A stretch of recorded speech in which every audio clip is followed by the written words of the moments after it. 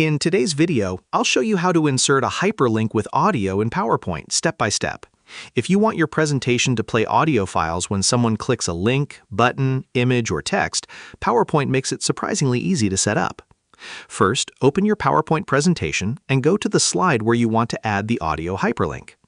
Before creating the link, make sure your audio file is already saved on your computer. It's a good idea to keep the audio file in the same folder as your PowerPoint presentation, so the link does not break later when moving files between devices. Now select the text, shape, button, or image that you want users to click.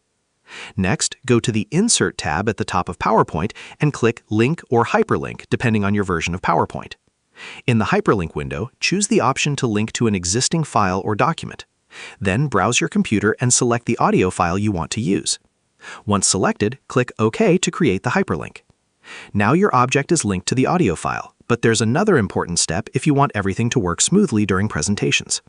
Switch to slideshow mode and test the link by clicking the object. Your audio file should open or begin playing depending on your system settings and media player configuration. Another method is using PowerPoint's built-in audio feature. To do this, go to the Insert tab and choose Audio, then select Audio on my PC. After adding the file, you can place the audio icon anywhere on the slide. Then you can connect text or shapes to that audio using action settings or animations for a more interactive experience. You can also customize playback options from the Audio Format or Playback tab. For example, you can make the audio start automatically, play across slides, loop continuously, or remain hidden during the presentation. If you're sharing the presentation with someone else, remember to send the audio files together with the PowerPoint file. Otherwise, the hyperlinks may stop working on another computer. Before finishing, always test the presentation in slideshow mode to make sure the audio plays correctly and all links work properly.